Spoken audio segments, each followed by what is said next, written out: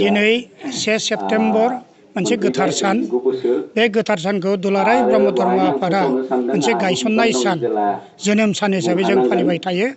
बेखौ देग्लाय बोसोरनिफ्राय दुलाराय ब्रह्म धर्म आफादा जिल्ला नाङैनो गावबा गाव जिल्लायाव बयबो फालिनांगौ होननायलाय जोङो दिनै बे 2 नं नाहरबारि जोंमा मन्दिराव बयबो जोंनि बोखावै लखिमपुर जिल्ला ब्रह्म धर्म आफादनि आन्सलिक आफादफोरनि गासिबो बाबा आइमोना ज' जानानै बिबानगिरिफ्राव थानाय बाबामोना आइमोना ज' जानानै जों दिनै 2 नं नाहरबारि गामियाव 1 सेप्तेम्बर सानखौ जोङो फालिनाय जाबाय। जोङो 1 सेप्तेम्बर सानखौ फालिनायजों लोगोसे दिनै जोङो बेहाय माखासे हाबाफारि लादों। बे हाबाफारिया जाबाय गिबि जयग होनाय, नैथियाव जाबाय फिरफिला बिरहोनाय, थामथियाव जों मुसुखा बाउनाय, ब्रैथियाव बिफां गायनाय बे हाबाफारिखौ मावनाय जादों। लोगोसे दा जोङो शास्त्र सावरायनाय लादों, धोरोमनि सावरायनाय मेलखौ दा सासे जोंहा दैमारि आफाया बेखेवगासिनो दङ। बे हाबाफारिखौ मावदों। बिनि उनावनो जोंहा धोरोमगुरु प्रसारक आफामोना शास्त्र सावरायमेलखौ दैदेनलांगोन।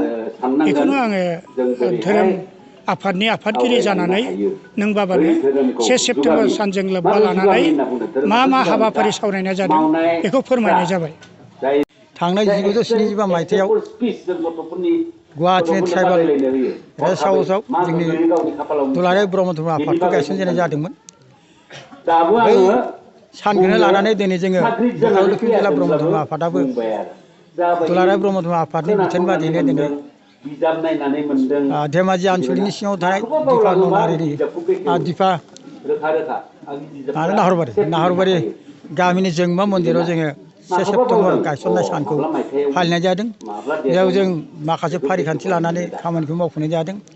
जेरै 1 नम्बर जगत मंगलनि थाखाय मुलुग गोजोननि थाखाय जयग आवथि होनाय जादों।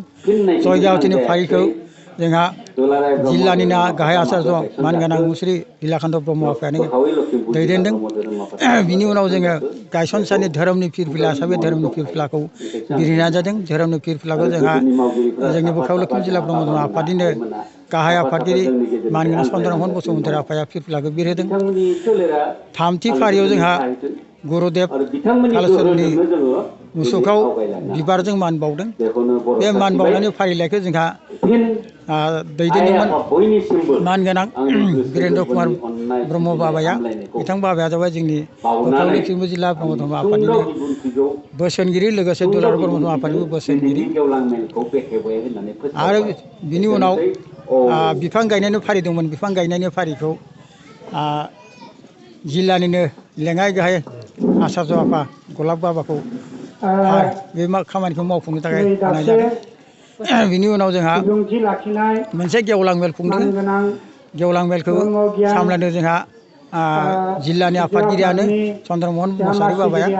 आरो आफादखौ बेखेवनो होदोंमोन जोंहा लेखेगुरि सुजु आफादनिनो जोंनि सुजु आफादनि मानगोनां महेन्द्र दैमारि बाबाया। आरो बेजों लोगोसे धोरोमनि सावरायमेल जों लादों। बे धोरोम मेलखौबो जिल्लानि सिङाव थानाय गासैबो प्रसारक आइ बाबामोनानो बाहागो लानानै सावरायदों।